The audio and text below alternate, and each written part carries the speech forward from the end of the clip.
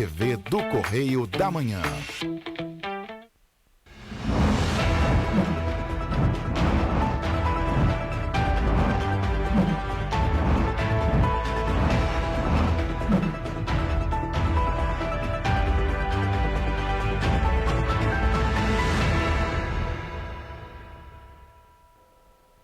Olá, sejam bem-vindos ao Correio da Manhã TV. Muito obrigado pela sua presença, sua audiência. Hoje, quarta-feira, meio da semana aí, né, Roberto? Olá. Exatamente. Olá, Jorge. Olá para você que nos assiste. Lembrando que você também pode fazer parte do nosso jornal.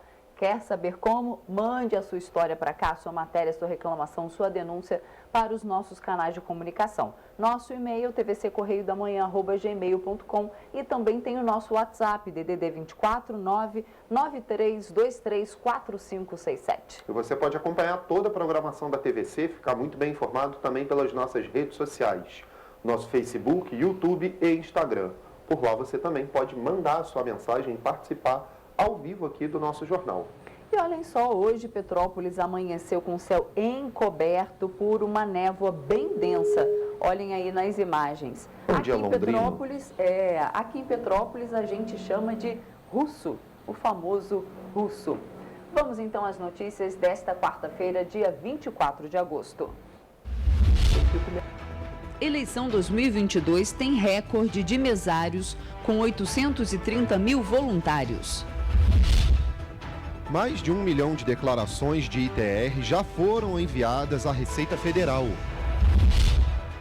Ministério da Saúde lança campanha sobre a nova varíola. Governo do Rio de Janeiro vai contar com mais um posto de testagem da nova varíola. 4 instaladoras de GNV são interditadas em operação da ANP. A GRIO divulga alertas sobre linha de crédito para taxistas. E mais, concurso de astronomia vai dar oportunidade às pessoas de batizar sistemas e planetas. Agora no Correio da Manhã na TV. Começamos então vendo as manchetes, né? O nosso jornal Correio da Manhã. Na verdade, hoje a manchete. Vamos colocar o nosso jornal na tela? O que ele quer com isso? Um senhor de 82 anos, segundo o maior empregador do Rio e gerando empregos em 20 shoppings no Brasil, acorda com a Polícia Federal em sua porta. Ele tem as suas contas bancárias bloqueadas, confiscam seu celular e computador e depõe na sede da PF. Passa o dia sendo chamado de empresário golpista nos telejornais da Globo. E o seu crime? Participar de um grupo de WhatsApp no qual um dos integrantes expressou uma opinião infeliz. Foi apenas uma fala e não existiu nenhuma confabulação golpista. Leia o texto completo na coluna do Cláudio Magnavita, na página 3, que questiona o porquê dessa medida extrema na esperança de uma reação extrema e igualmente irracional.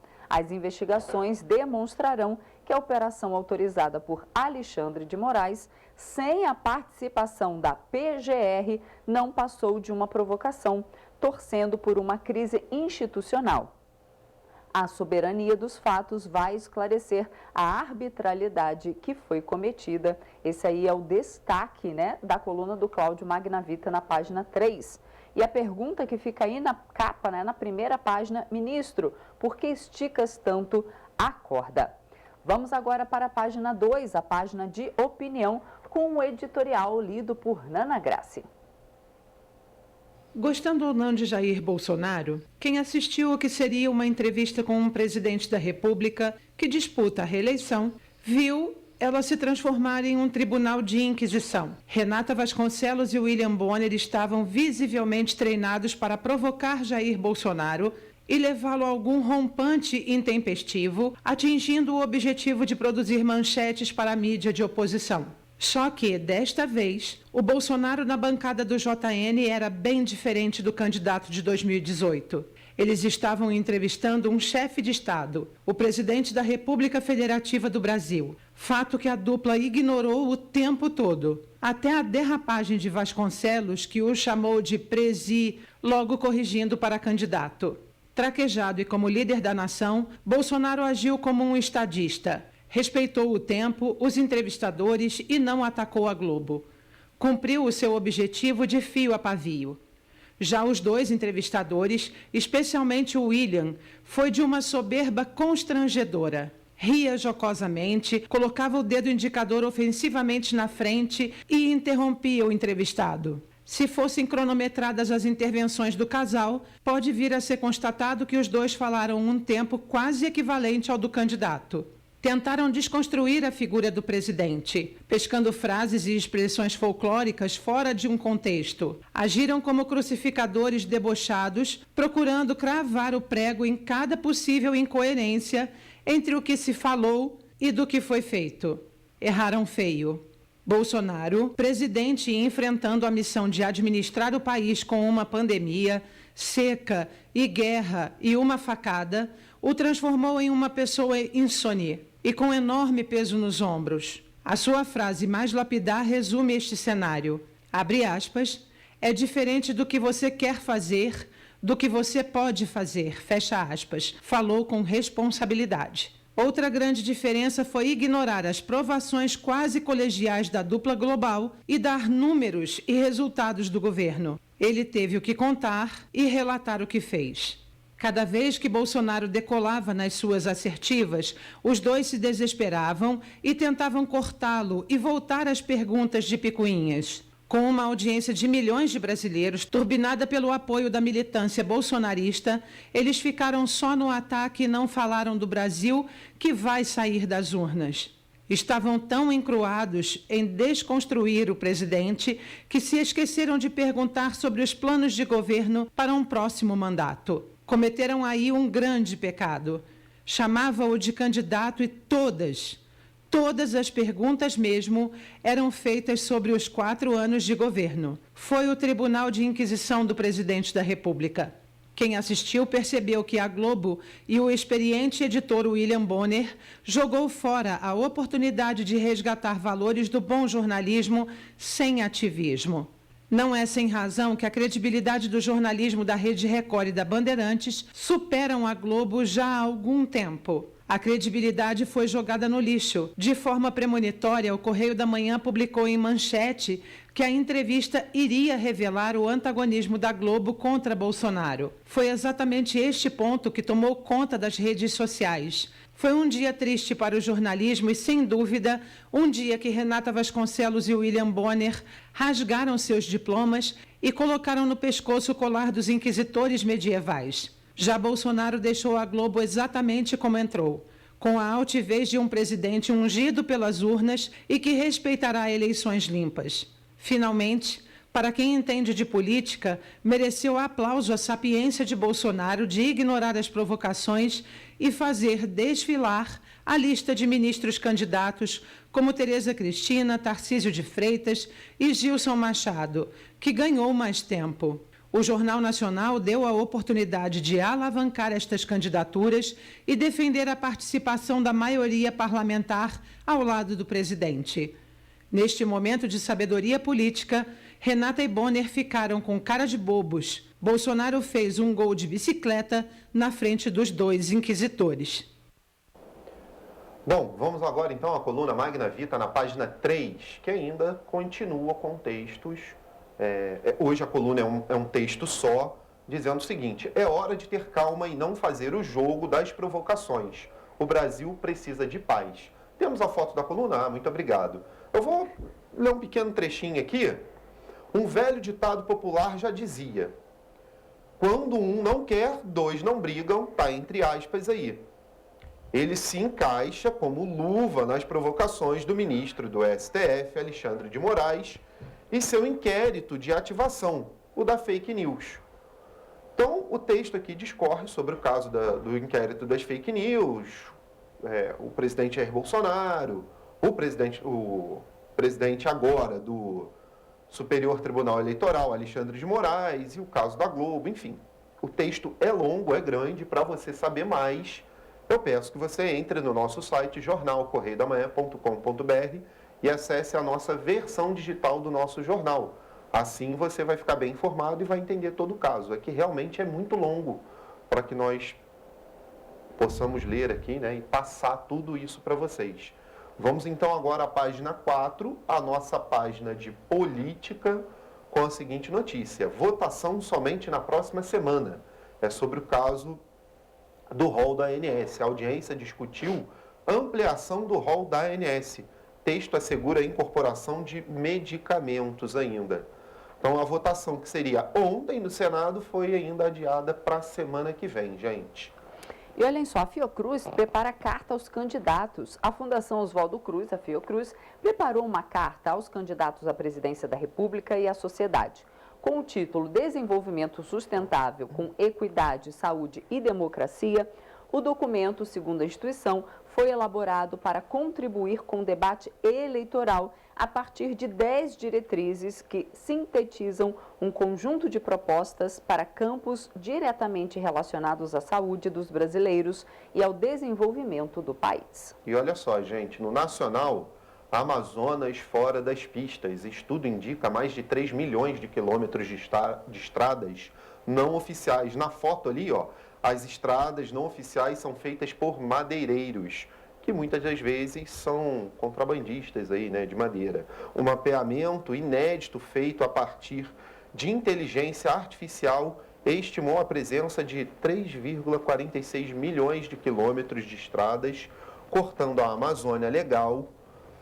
Desses, mais de 3 milhões são vias oficiais. A extensão equivale a 9 vezes a distância entre a Terra e a Lua, ou seja, 384.400 quilômetros aí. Temos também uma outra notícia, um absurdo, né? Isso lá da Amazônia, um absurdo. Nossa, essas estradas, o desmatamento, daqui a pouco a gente não tem mais Amazônia, né? Vamos então agora ao destaque do estado do Rio. Violência escolar na fase pós-pandemia. Nós temos uma matéria completa sobre esse caso de Petrópolis, de agressividade aos alunos. Também Niterói para vacinação de crianças de 3 e 4 anos. Maricá em prol do Agosto Dourado é outro destaque. Ali no Correio Fluminense temos atletas de Duque de Caxias disputam jogos de juventude e logo ali embaixo PRF apreende drogas em ônibus de aplicativo em Piraí. A Polícia Rodoviária Federal apreendeu na última segunda-feira cerca de 32 quilos de maconha e 30 litros de lança-perfume escondidos entre as bagagens de ônibus do aplicativo na BR-116 na altura de Piraí. 4 pessoas foram presas. Vamos ali então à página de economia. PIB pode crescer 1 tri. Isso em dólares, viu? Firjan, produtividade garante expansão econômica em 5 anos. Então o estudo diz o seguinte: a elevação da produtividade industrial poderá aumentar em mais de 1 trilhão ou 5,7 trilhões aí, no caso em reais. O Produto Interno Bruto, PIB, nos próximos 5 anos. Estima estudo desenvolvido pela Federação das Indústrias do Estado do Rio de Janeiro, a Firjan. Tomara, né? É uma boa notícia em 5 anos a gente poder alcançar 1 trilhão de dólares em PIB. E, Jorge, eu queria voltar ali na página do Rio de Janeiro, Por favor. porque olha só, gente, o Zé Carioca, sabe aquele personagem? Olha aí, tá na incrível. tela, personagem da Disney, está completando 80 anos, olha que bacana, para a gente fechar esse bloco, né? O primeiro personagem brasileiro da Disney faz aniversário hoje. Então, em 24 de agosto de 1942, o brasileiro teve contato pela primeira vez com um personagem que levaria seu nome e jeito descontraído para todo o mundo, o Zé Carioca. Então, ele nasceu, né, de uma viagem de Walt Disney ao Brasil no ano anterior, 1941.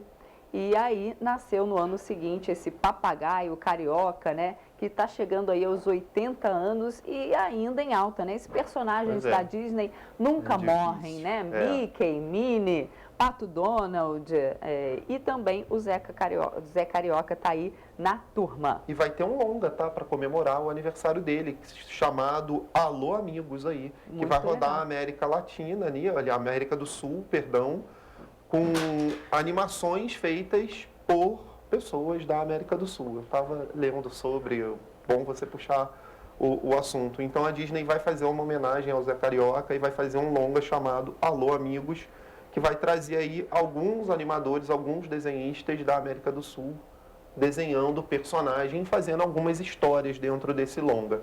Vai ser legal como sempre, né? Vai ser legal como sempre. Esses foram os destaques de hoje, gente, do Correio da Manhã na TV.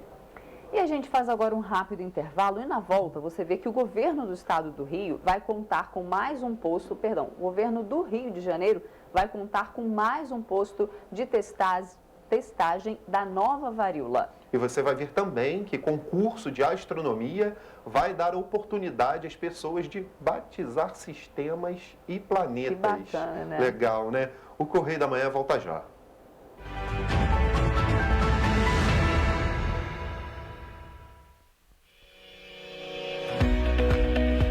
Olá, amigo e amiga!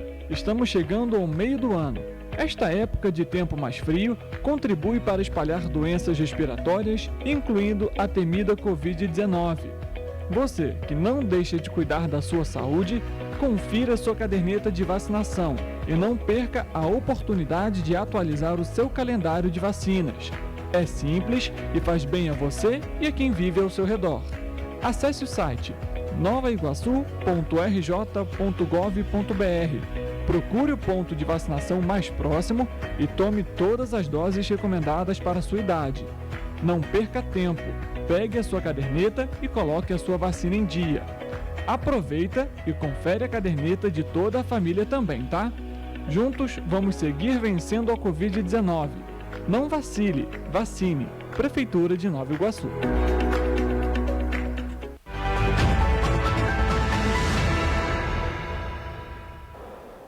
Estamos de volta.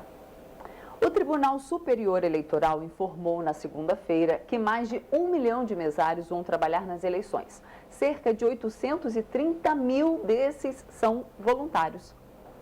Segundo o Tribunal Superior Eleitoral, as eleições de outubro vão contar com quase 1 milhão de mesários espalhados pelo país. Destes, cerca de 830 mil são voluntários. Se comparado com 2018, o número é 93% maior, quando 430 mil pessoas pediram para exercer a função.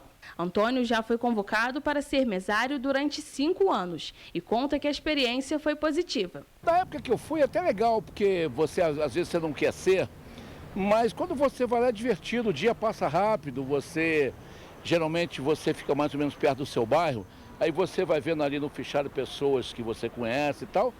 No geral é legal. De 1 milhão de mesários, cerca de 52% foram convocados e 48% são voluntários.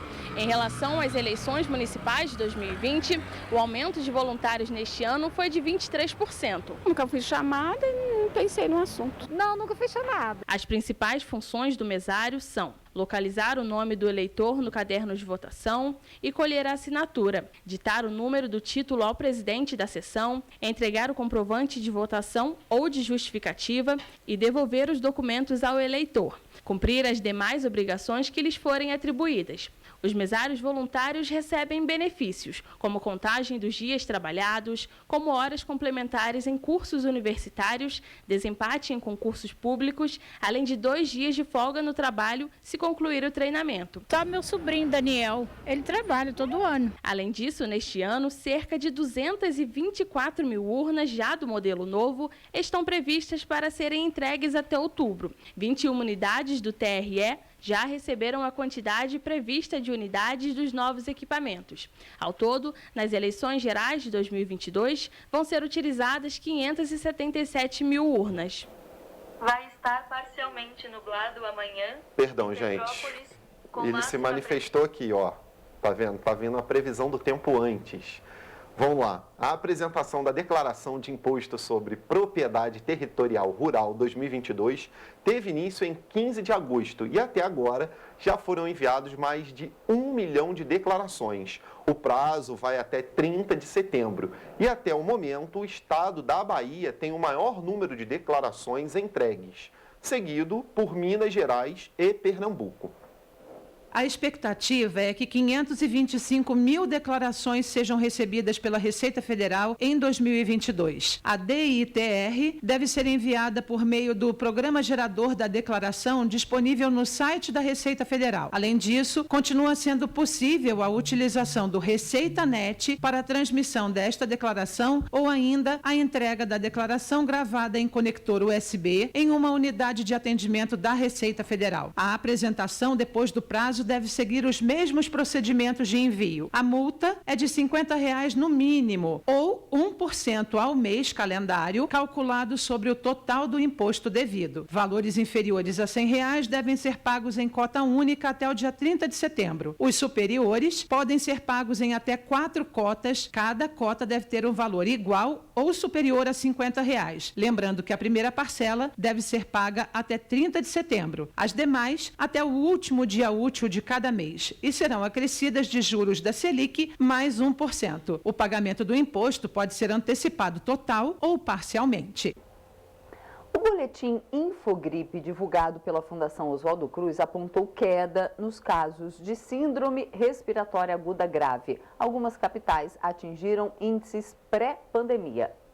Foi divulgado pela Fiocruz o boletim Infogripe, que apontou o mais baixo patamar de casos de síndrome respiratória aguda grave no país. A semana epidemiológica 32 levou em consideração o período entre 7 e 13 de agosto. Das 26 capitais e o Distrito Federal, Roraima é a capital que apresenta crescimento na tendência a longo prazo. Já Cuiabá, Palmas e São Luís estão com nível de casos pré-pandemia. O indicador ainda aponta que o estado do Rio de Janeiro permanece com nível alto de casos. Apesar da queda, as regiões Nordeste, Centro-Oeste, Sul e Sudeste apresentaram aumento de casos na faixa etária entre 5 e 11 anos. No entanto, não foi possível identificar o vírus responsável por esse aumento, embora a Covid-19 seja predominante nesse público. O estudo ainda aponta queda na tendência a longo prazo e estabilidade a curto prazo. No último mês, os resultados positivos para vírus respiratórios apresentaram os seguintes dados: 2% dos casos para a influenza A, 5,9% para sincicial respiratório e 78,2% para SARS-CoV-2. E olha, nessa segunda-feira, em Brasília, foi realizada a campanha nacional de prevenção à nova varíola. A ideia é conscientizar a população sobre a transmissão e contágio, sintomas e prevenção, além de dar orientações sobre o que fazer em casos suspeitos da doença. A campanha Varíola dos Macacos, Fique Bem com a Informação Certa, adverte que a principal forma de prevenção é evitar o contato com pessoas contaminadas e objetos contaminados, como copos, talheres e toalhas. Outro ponto destacado pelas autoridades é que o período de incubação vai de 5 a 21 dias, podendo haver transmissão durante este período. Durante o lançamento da campanha, o ministro da Saúde, Marcelo Queiroga, informou que mesmo não havendo um tratamento específico para a doença, não significa que ela não pode ser tratada. Os sintomas mais comuns, como febre, dores no corpo e dores de cabeça, podem ser tratados com remédios já conhecidos. No fim do mês passado, o Ministério da Saúde já iniciou as tratativas para a compra de 50 mil doses da vacina contra a doença. Rafaela Cordeiro, para o Correio da Manhã na TV. E vamos trazer agora uma reportagem de esclarecimento. Nos últimos meses, muito se ouviu. E aí ficamos aqui sem TP. Vou aqui... Não dá, né? Peraí. Então vamos pegar aqui.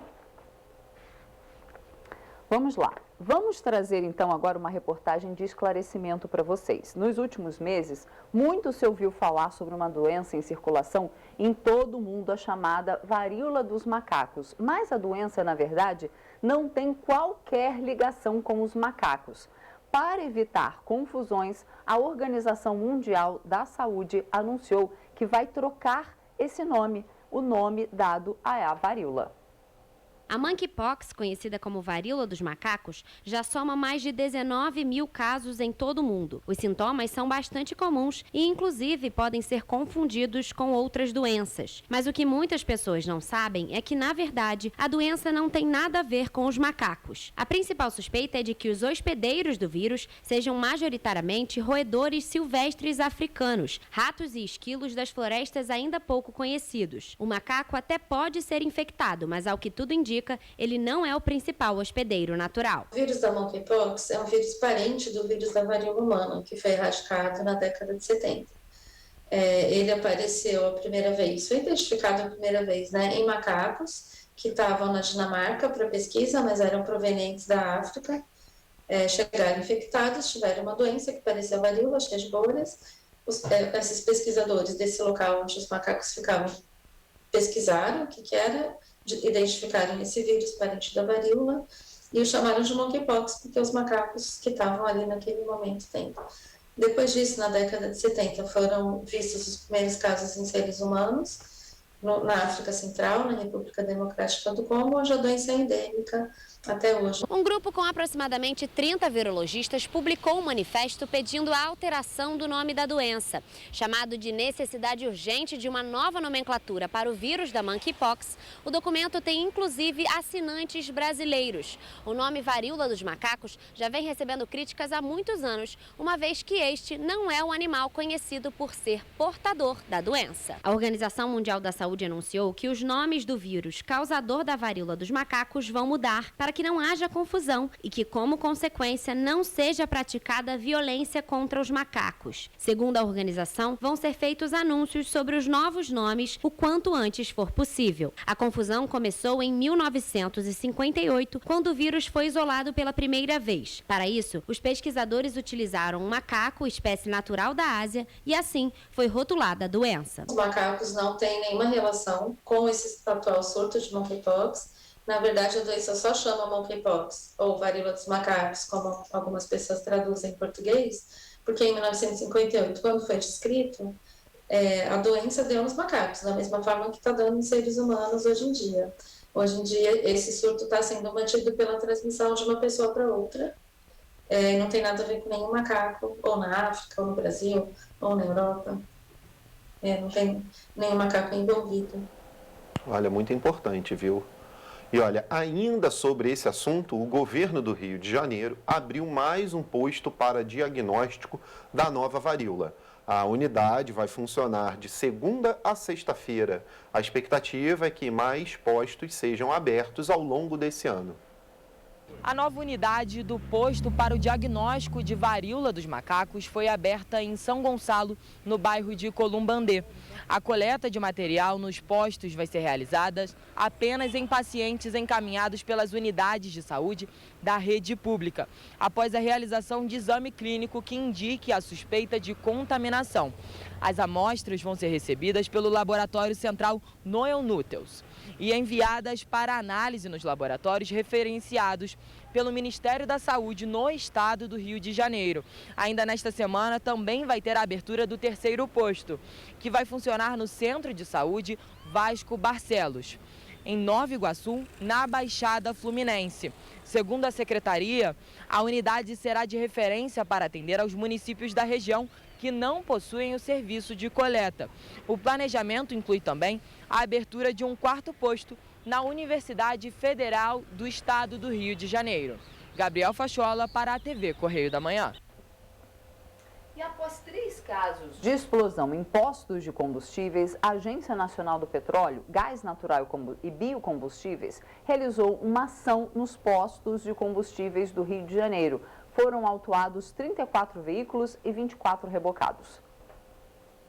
Uma ação realizada pela Agência Nacional do Petróleo, Gás Natural e Biocombustíveis para fiscalizar veículos que abastecem com gás natural veicular nos postos de combustíveis no Rio de Janeiro, abordou 187 veículos na semana passada. Foram autuados 34 veículos e 24 rebocados para o depósito do Detro RJ em Vargem Grande por problemas relacionados ao registro do kit de GNV. Desde 2021, uma lei municipal no Rio de Janeiro proíbe o abastecimento com GNV em carros que não tenham o selo do Inmetro. Segundo dados, 60% dos veículos do município com GNV estão irregulares. Segundo a ANP, nos 11 agentes econômicos fiscalizados, não foram encontradas irregularidades. Os fiscais verificaram se o abastecimento com GNV estava respeitando o limite máximo de pressão, que é de 220 bar. Além disso, 3 postos foram autuados por irregularidades, como venda de produtos vencidos e problemas de quantidade dos combustíveis. O órgão também interditou 4 instaladoras de GNV irregulares. Até julho deste ano, 23.445 veículos que fazem uso do GNV rodavam pelas ruas de Petrópolis, de acordo com o Detran RJ. Para os motoristas, o essencial é manter distância durante o abastecimento. Eu abro a mala, me afasto, né, que eles recomendam que a gente se afaste, de preferência não ficar atrás, né, ficar para as laterais ou na frente. E faço a revisão, né, todo ano a gente faz a vistoria anual para que isso não aconteça, né. E eu também tenho pesquisado e vi que de 5 em 5 anos você tem que fazer uma reciclagem da botija. O meu tem gás, tem. Tá legalizado, tudo direitinho, na vistoria, vai vencer agora em outubro. Eu saio do carro, né? Desligo, né? Apago o farol, né? Desligo o rádio também, né? Em julho, um carro explodiu no posto de combustível enquanto abastecia o cilindro de gás do veículo e deixou uma vítima fatal e uma ferida na zona norte do Rio de Janeiro. Segundo bombeiros, o equipamento estava em mau estado de conservação e enferrujado. Também no início de agosto, um carro ficou destruído após uma explosão num posto de gasolina na zona oeste do Rio de Janeiro. Segundo a Polícia Militar, não houve feridos. A parte traseira do veículo onde ficava o cilindro de gás foi a mais atingida. Cuidado padrão mesmo no abastecimento, verificar se está sendo colocado direitinho. Acho que é importante, né? A gente está fazendo toda aquela revisão, processo, tudo que a lei exige que a gente faça para estar com o veículo em dia e se manter seguro. Olha só, gente, agora um alerta. Após a aprovação na Alerj da linha de crédito até R$80 mil para taxistas, a Agência de Fomento do Estado do Rio emitiu um alerta aos taxistas por supostas fraudes na concessão do empréstimo. A AGRIO divulgou nesta terça-feira um alerta para os taxistas após a aprovação do projeto de lei 6.177, aprovado na Alerj, que concede uma linha de crédito de até R$80 mil para a renovação de frota, ou seja, para a compra de novos veículos. O alerta está relacionado a pessoas e empresas que estariam se passando por funcionários da AGRIO para conceder esse crédito. No entanto, de acordo com a agência, essa ação ela não é autorizada, além disso é ilegal. Para minimizar esses impactos nos taxistas, a AGRIO divulgou no seu site e também nas redes sociais oficiais esse comunicado. Vale lembrar que para os taxistas interessados em receber essa linha de crédito, as inscrições são gratuitas. Richard Stolzenburg para o Correio da Manhã na TV. E olhem só que interessante, essa notícia é para quem aprecia, para quem gosta de astronomia.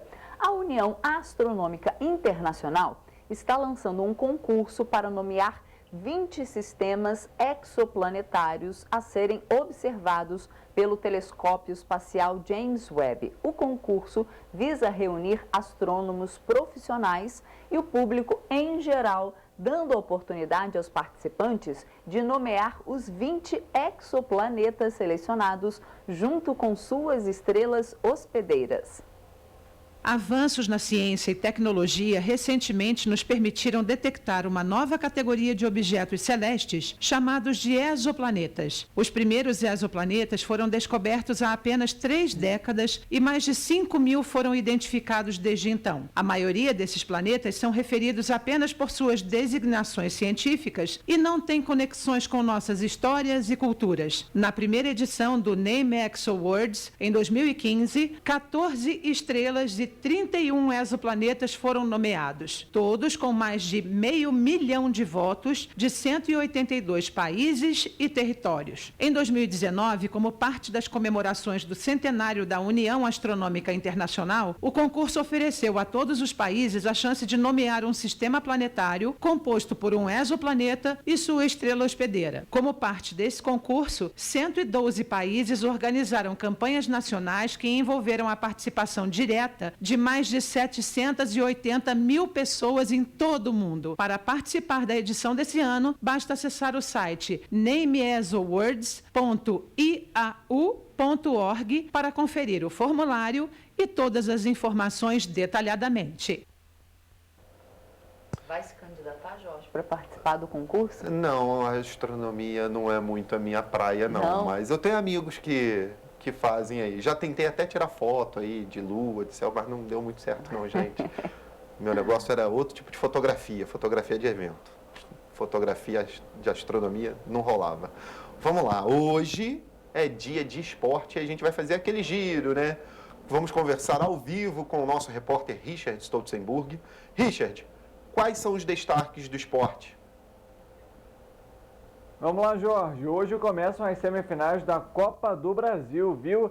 Tem grandes jogos aí pela frente, inclusive, quem sabe, até grandes clássicos na final do campeonato. A gente começa falando sobre o Fluminense, que vai enfrentar a equipe do Corinthians. O jogo hoje às 7h30 da noite no Maracanã, ou seja, na casa do Fluminense. No duelo histórico, Corinthians e Fluminense se enfrentaram 116 vezes. O Corinthians tem 41 vitórias, o Fluminense por enquanto está indo melhor, viu? 42 e 33 empates. Vamos trazer aqui então a possível escalação das duas equipes para o jogo de hoje. O Fluminense vem a campo num jogo com 4-3-3, começando com o Fábio, que é o goleiro, Nino e Manuel é a dupla de zaga, Samuel Xavier, lateral direito, e Caio Paulista, o lateral esquerdo. No meio de campo são André, Ganso e Nonato, o Ganso mais avançado, chegando ali até a entrada da área, e os três atacantes que são Arias, Cano e o Matheus Martins. Vamos agora para a escalação do Corinthians. O Corinthians também vem com um 4-3-3 para essa partida, começando com Cássio, o goleiro, a dupla de zaga é Gil e Balbuena, e fechando ali os laterais, Fábio Santos na esquerda e Fagner na direita. No meio de campo são dois volantes, Duqueiroz e Fausto Vera, e Renato Augusto mais avançado para criar as jogadas. No ataque, Yuri Alberto, Adson e Roger Guedes. Essas são as possíveis escalações das duas equipes para o jogo de hoje. Além disso, também tem São Paulo e Flamengo no jogo válido também pelas semifinais da Copa do Brasil. O primeiro jogo é na casa do São Paulo, lá no Morumbi, às 9h30 da noite. A gente também traz aqui a possível escalação das duas equipes para essa partida. Vamos trazer então o Flamengo, vem a campo com a seguinte escalação. O Flamengo, que inclusive tem o Bruno Henrique, que está desfalcado por conta de uma operação no joelho. Vamos lá, o Flamengo vem com o Santos no gol, a dupla de zaga Léo Pereira e Davi Luiz, e nas laterais Rodinei na direita e Felipe Luiz na esquerda. Thiago Maia é o volante, além disso tem Gomes e Everton Ribeiro e Arrascaeta para fechar aquele losango no meio de campo. E os dois atacantes, Gabriel e também o Pedro.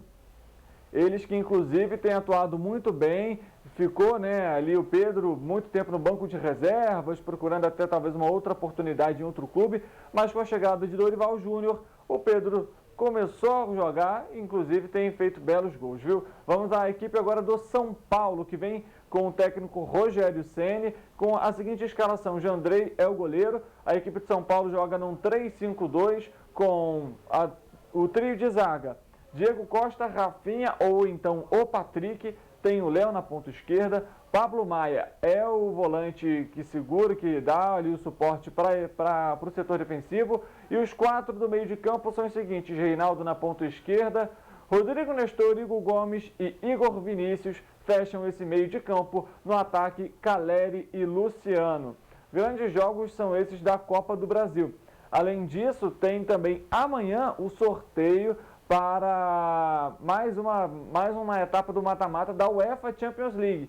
Hoje tem jogos, inclusive, o Benfica se classificou ontem, já está lá, fechou o grupo 3. Ainda tem jogos para ser finalizados hoje e amanhã tem um resultado. Quem sabe na sexta-feira a gente já traz aqui os possíveis duelos da próxima etapa da UEFA Champions League, viu? Eu volto com vocês aí no estúdio. Obrigado pelas informações, Richard. Então é isso aí, muita coisa no esporte, gente.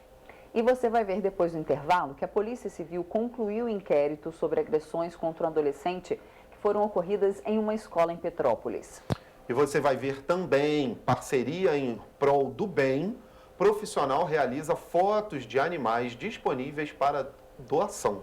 Nós voltamos já.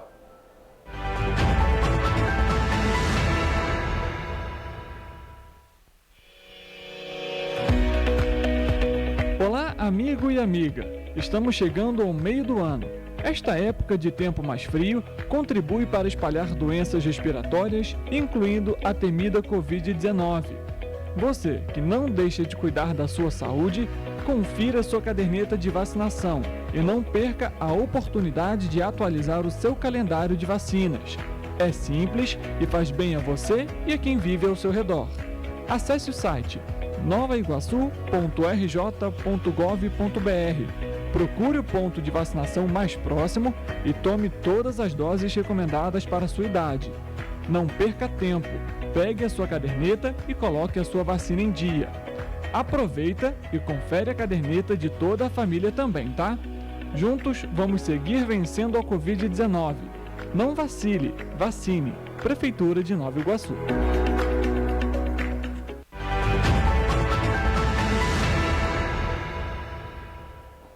Voltamos.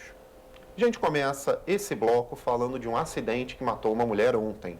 A gente vai voltar a conversar com o Richard, direto da redação ao vivo, sobre esse acidente e outras informações sobre apreensão de drogas também que aconteceram em Petrópolis.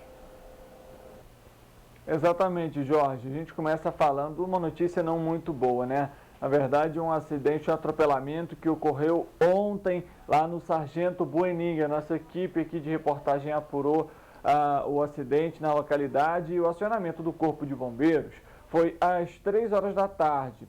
E esse acidente ele ocorreu próximo ao ponto final da linha 419 lá do Sargento Bueninga. 2 mulheres foram atropeladas por um caminhão que manobrava na região. Elas caíram, né, numa valeta e era um ponto cego para o motorista, que infelizmente não viu essas 2 mulheres e infelizmente acabou acarretando nesses atropelamentos. Uma vítima não identificada morreu no local e uma outra mulher, que se chama Joana B. Ferreira, de 50 anos, foi encaminhada para o Hospital Santa Teresa com ferimentos moderados. De acordo com informações que foram chegando para a nossa equipe, seria um caminhão da Enel. A gente entrou em contato com a Enel, mas a gente ainda não obteve respostas ou atualizações sobre esse caso que aconteceu na tarde de ontem, terça-feira. Ainda sobre ontem, a gente traz uma outra ocorrência, mas é relacionada à apreensão, viu? Denúncias chegaram ao 26º Batalhão de Polícia Militar, em que fizeram uma ronda na localidade ali próximo da comunidade do Glória, onde uma menina, na verdade, né, menor de idade, estaria com dinheiro do tráfico de drogas e faria então um depósito no banco. Após essa denúncia, os policiais militares fizeram uma fiscalização, uma ronda na localidade e identificaram essa menina. Com ela foram encontrados R$ 9.439 em espécie. Ela foi encaminhada à 106ª Delegacia de Polícia em Bom Sucesso. Comentou que esse dinheiro foi solicitado para que ela fizesse esse depósito no banco pelo pessoal do tráfico de drogas, né? Ela então foi liberada, mas o dinheiro ficou apreendido. Eu volto com vocês aí no estúdio. Obrigado pelas informações, Richard. E olhem só, a Polícia Civil de Petrópolis concluiu o inquérito sobre as agressões contra um adolescente na escola São Judas Tadeu. O caso ganhou grande repercussão depois que a mãe do menino denunciou às autoridades. A Polícia Civil informou que concluiu o inquérito que apurou as agressões sofridas por um adolescente de 14 anos dentro da escola São Judas Tadeu, no bairro Mosela, em Petrópolis. As lesões resultaram na retirada do testículo esquerdo da vítima. O fato aconteceu no dia 13 de maio deste ano. Os agentes analisaram imagens, ouviram testemunhas e constataram que o adolescente sofreu as lesões durante uma brincadeira da qual participava. Os policiais disseram ainda que também verificaram que a direção da escola agiu prontamente, adotando as medidas cabíveis para coibir os episódios narrados. O inquérito foi enviado ao Ministério Público. Tomara, então, que o Ministério Público tome alguma iniciativa, porque não é possível, né? A pessoa tem que tirar um testículo e a Polícia Civil fala que a direção tomou todas as medidas cabíveis. A criança ficou com aquilo ali necrosando, sei lá, aquele tempo todo que ela teve que tirar. Isso é brincadeira que se faça? E cadê a direção dessa escola para evitar essa brincadeira de mau gosto, de péssimo gosto? Isso não é uma brincadeira, é uma agressão. É uma agressão. Nenhuma. Isso é uma agressão, um horror, aquilo ali. Gente, vou te falar, assim, né? eu estou abobada com esse inquérito da Polícia Civil. Vão me desculpar, mas não há coerência entre o que aconteceu, os fatos. Não há coerência. Não há coerência. Tomara que o Ministério Público queira investigar mais isso, porque trata-se, né, de uma criança, de um menor. Então, o Ministério Público tem que ser acionado. Tomara que o Ministério Público investigue mais a fundo e tome as medidas que têm que ser... os responsáveis, eles têm que ser punidos. Com certeza. Os responsáveis têm que ser punidos. Não é possível uma brincadeira fazer isso, não gente. Pode. Que brincadeira de mau gosto, que isso? E aí ainda falar que a direção agiu rapidamente. Se tivesse realmente agido rapidamente, teria socorrido o menino antes. Exato. Ele não teria ficado não sei quantos dias com dor até que ele falou com a mãe. E aí, quando foi ao hospital, já era tarde demais. Não tem coerência nisso, gente. Qualquer pessoa, como fala, que tem um discernimento. Legal sobre a situação, vai entender que gente, isso não é normal. Revoltada. Continuando aqui, dados do Instituto de Segurança Pública do Rio de Janeiro mostram que entre janeiro e junho de 2022, o número de casos de estelionato aumentou em Petrópolis. Foram registradas 1.170 ocorrências, se comparado com o mesmo período de 2021, que registrou 416 casos. Os números mais que dobraram. Golpe do Pix, do motoboy e até do FGTS. Os criminosos estão se aperfeiçoando cada vez mais e a cada dia surgem novas modalidades de golpes virtuais. Desta vez, a 105ª Delegacia de Polícia em Petrópolis tem alertado para que as pessoas fiquem atentas. Estelionatários têm se passado por funcionários de bancos. Eles pedem para a vítima baixar um aplicativo que dá acesso remoto ao celular e conseguem roubar dinheiro na conta. O advogado explica como o crime acontece. Quando a gente fala em estelionato, a primeira coisa que a gente tem que pensar é uma pessoa, o criminoso, que está tentando obter uma vantagem indevida, né? Mas ele não usa de violência ou grave ameaça, que em tese configuraria o roubo, e nem subtrai o produto de uma outra pessoa, que seria o furto. No estelionato é um pouco diferente. Ele cria um arcabouço ali de argumentação para convencer a própria vítima a entregar o bem. E assim ele obter a vantagem devida. Perceba que o estelionatário está preparado, né? Ele não é simplesmente um aventureiro. Dados do Instituto de Segurança Pública do Rio de Janeiro mostram que entre janeiro e junho de 2022, o número de casos de estelionato aumentou no município. Foram registradas 1.170 ocorrências. Se comparado com o mesmo período de 2021, que registrou 416 casos, os números mais que dobraram. Ainda segundo os dados, só em junho deste ano foram 192 casos de estelionato no município. Um aumento significativo se comparado com o mesmo período de 2021, quando foram registrados apenas 80 casos na cidade. Conheço 250, graças a Deus, mas não caí em nenhum. Tentaram me dar o golpe, mas não conseguiram. Pelo Facebook, alguém dizendo que morava em outro país, disse que tinha um grande dinheiro que precisava tirar do banco urgente. Aí queria minha conta e tudo, que o dinheiro ia ficar comigo, entendeu? Essa coisa toda. Aí eu levei na conversa até no fim para ver qual era a intenção, e a intenção era ruim, com certeza. Quando me ligam, eu desligo, não é? Nem atendo. A pessoa caiu no golpe do cartão de crédito, que passou uns dados pelo telefone e acabou ficar devendo um cartão de crédito porque caiu nesse golpe. Infelizmente, isso aconteceu. O crime tem pena de 1 a 5 anos de prisão, mas, segundo o advogado, houve uma alteração no Código Penal por meio da Lei 13.228 de 2015, que aumenta de 4 a 8 anos a pena caso aconteça por meio eletrônico. O especialista conta que uma das principais dicas é estar atento. Caso já tenha caído, deve procurar a polícia. Não dê informação nenhuma por telefone. Se você recebeu o e-mail e você não tem certeza da procedência daquele e-mail, não acesse o link que enviar. Serve a mesma coisa para o WhatsApp. E olhem só, a Defensoria Pública recomendou ao prefeito de Petrópolis, Rubens Montempo, que retorne imediatamente com o transporte de pessoas com deficiência até os tratamentos médicos. O serviço foi suspenso no início do ano. Olha que absurdo, ou seja, ele entrou no governo e tirou esse serviço dos deficientes. A denúncia aponta que pelo menos 27 crianças estão sem o serviço de transporte sanitário.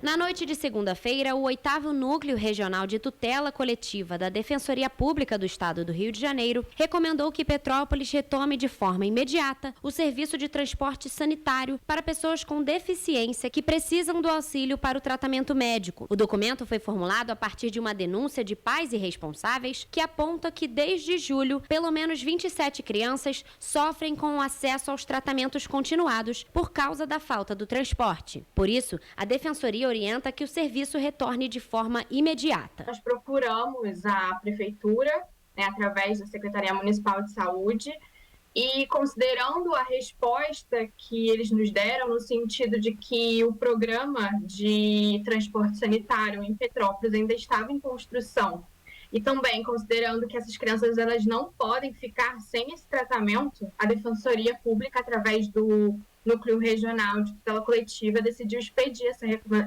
recomendação, dizendo que as pessoas, os requerentes, as pessoas que necessitassem desse transporte, deveriam ser inseridas no programa imediatamente, para que as pessoas tivessem acesso integral ao direito à saúde e que os tratamentos médicos não fossem interrompidos. Na recomendação, a Defensoria Pública afirmou que o retorno imediato do atendimento busca garantir o acesso à saúde para as pessoas em vulnerabilidade social.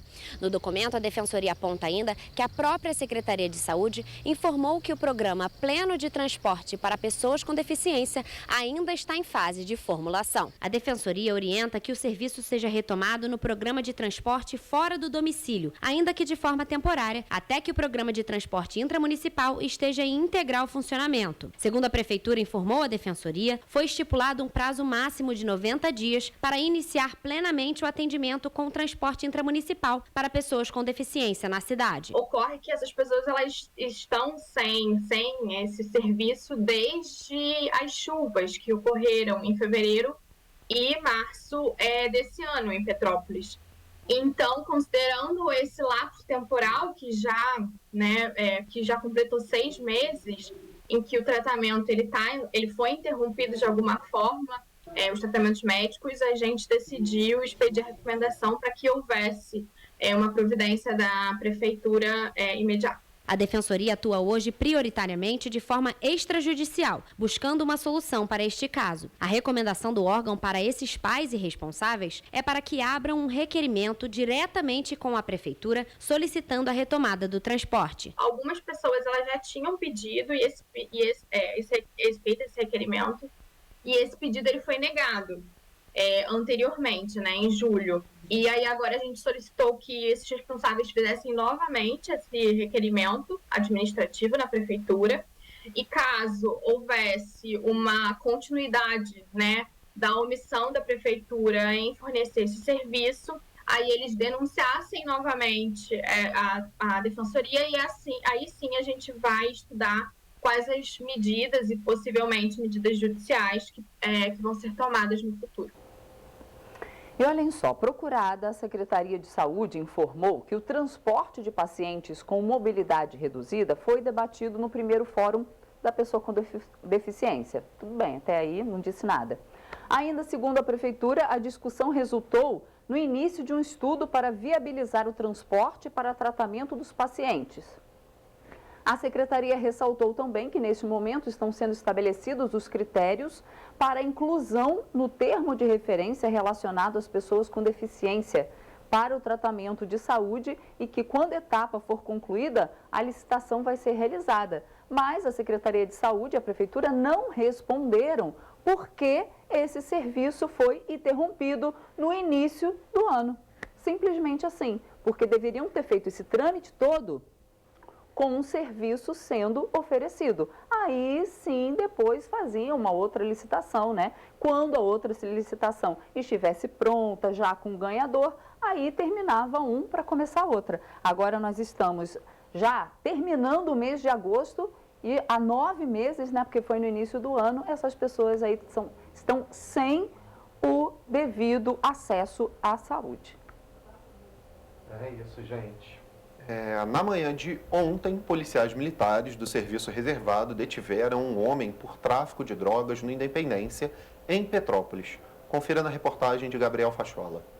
Na terça-feira, policiais militares do 26º Batalhão prenderam um homem no Independência, em Petrópolis, acusado de traficar drogas. Na casa em que ele estava, foram encontrados 3 tabletes de maconha, 3 pacotes com pasta base de cocaína, diversas folhas com anotações sobre a venda de entorpecentes e um veículo. Os agentes chegaram até o suspeito após denúncias anônimas. Ao perceber a presença da polícia, o acusado tentou fugir, mas a polícia conseguiu alcançá-lo.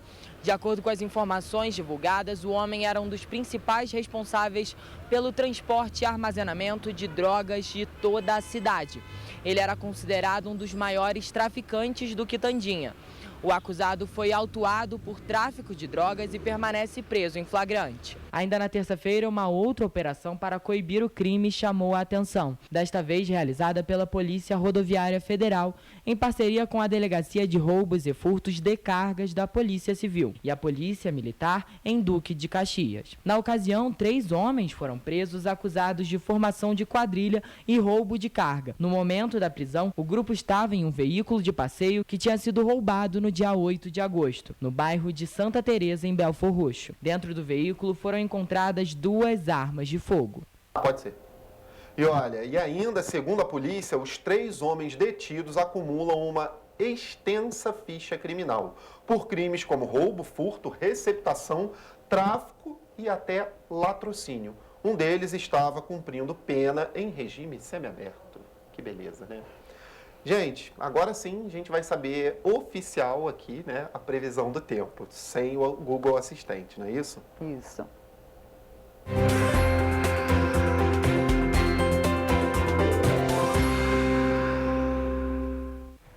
O Instituto Nacional de Meteorologia emitiu mais um informativo. Esta semana, a região sudeste receberá uma massa de ar seco que dificultará a formação de nuvens de chuva. Mesmo assim, alguns episódios de chuva fraca podem ser registrados em cidades do interior fluminense. É o caso de Nova Friburgo, onde há previsão de chuva em áreas isoladas durante todo o dia. Os ventos podem variar de fracos a moderados. As temperaturas ficam entre mínima de 10 e máxima de 22 graus. Em Teresópolis, a situação será parecida, com chuva isolada durante todo o dia. Os ventos permanecem variando de fracos a moderados. E a temperatura ficará entre mínima de 10 e máxima de 22 graus. Em Petrópolis, a chuva começa já pela manhã e se estende até o período da noite. Durante todo o dia, o município registrará ventos fracos a moderados. No termômetro, as temperaturas variam entre mínima de 8 e máxima de 22 graus. Em Paraíba do Sul, o dia também será de chuva isolada, com ventos fracos e a possibilidade de elevação na temperatura, com mínima de 15 e máxima de 27 graus. Em Pati do Alferes, a quarta-feira será de chuva em áreas isoladas e ventos fracos. As temperaturas variam entre mínima de 12 e máxima de 27 graus. E em Três Rios, a previsão é de chuva em regiões isoladas durante todo o dia. Os ventos também serão fracos. No termômetro, as temperaturas variam entre mínima de 16 e máxima de 26 graus. Em caso de emergência, a população deve entrar em contato com o Corpo de Bombeiros por meio do telefone 199 ou 193 da Defesa Civil.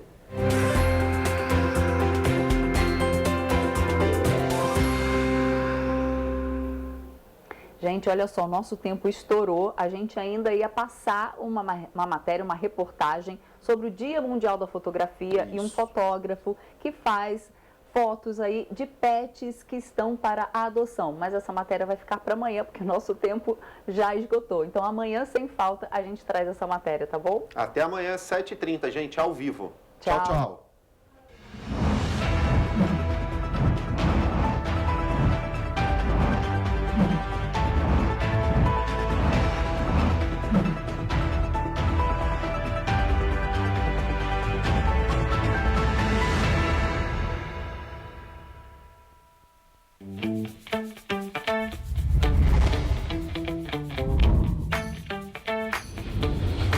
TVC, a TV do Correio da Manhã.